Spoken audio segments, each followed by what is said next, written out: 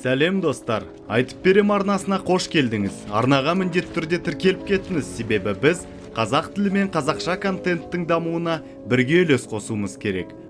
Фильм бос ғарыш кемесінің көрінісінен басталады.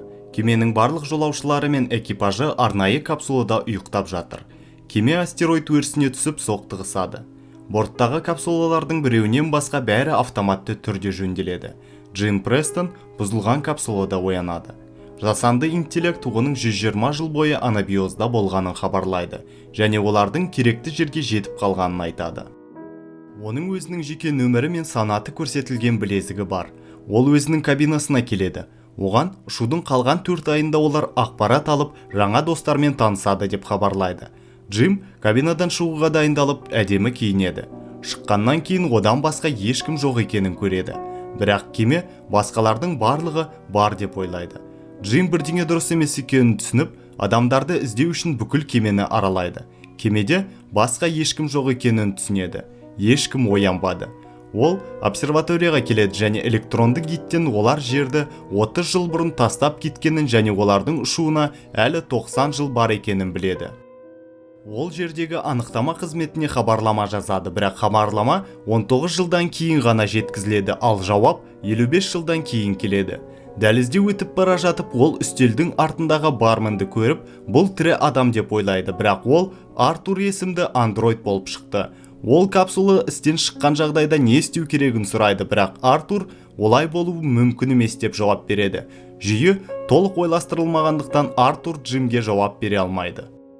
Тамақ түрінен Джим қарапайым рационды ғана жей алады, өйткені ол қарапайым инженер. Ол капсулаға арналған нұсқаулықты тауып, оны жөндеуге тырысады, бірақ оны жасай алмайды. Ол экипаждарға арналған купеге кіруге тырысады, бірақ есікті бұзу мүмкін емес. Бұл уақытта кеме істен шыға бастайды. Ол өзінің жаңа және жалғыз досы Артурмен уақыт өткізеді.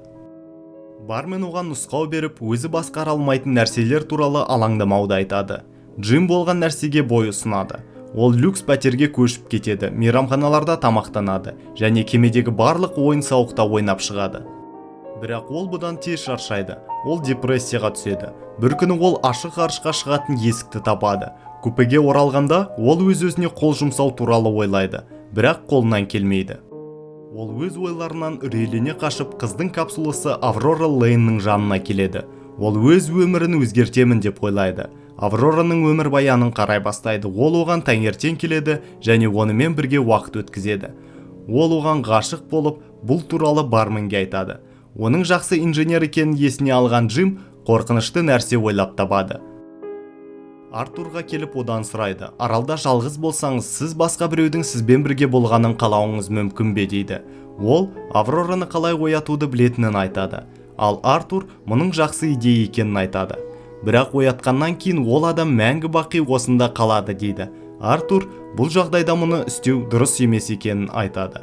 Ол бұл шешімге өзін сендіруге тырысады. Бұл ең қорқынышты әрекет екенін түсініп, оны және бұл идеяны ұмытуға тырысады.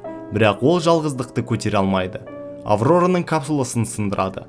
Қыз оянады. Ал оны кездестірген Джим олардан басқа ешкім оянбағанын айтады. Және ол кемеде 1 жыл болды. Ол оларға ұшуға тағы 89 жыл бар екенін хабарлайды. Оны әдейі оятқанынан басқаның бәрін айтады.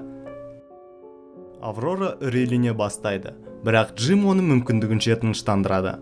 Ол Артурдан Аврораға Джимнің оны оятқанын айтпауды сұрайды.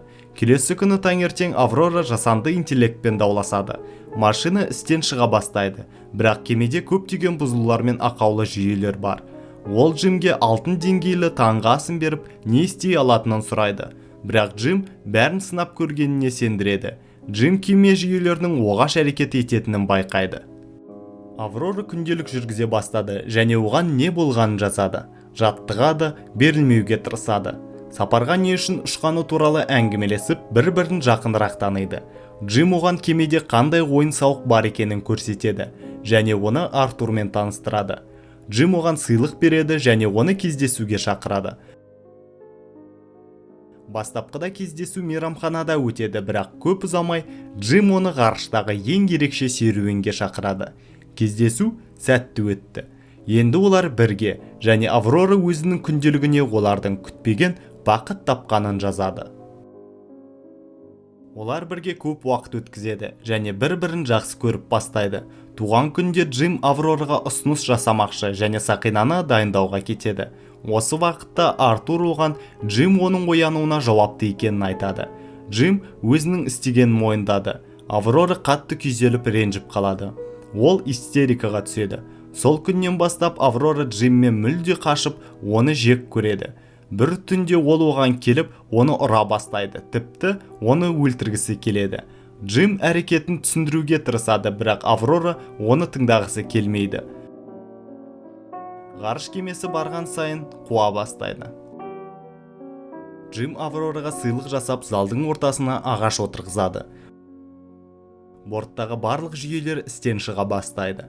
Джим лифтте тұрып қалғанда кенет олар дыбыс естиді. Тағы бір адам оянды. Ол капитанның көмекшісі. Олар оған бәрін түсіндіріп, соңында экипаж бөліміне кіреді. Олар не болғанын анықтауға тырысады, бірақ диагностикалық деректер жоқ. Қолмен қарауға тура келеді. Бірақ капитанның көмекшісі оянғаннан кейін өзін нашар сезінгенін білінеді.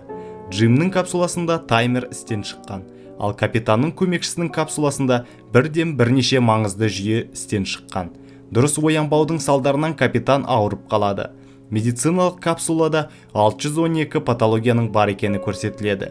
Көрсеткіштері бойынша капсула оған бірнеше сағат өмір сүретінін хабарлайды. Капитан оларға білезігін береді. Олар онымен қоштасады.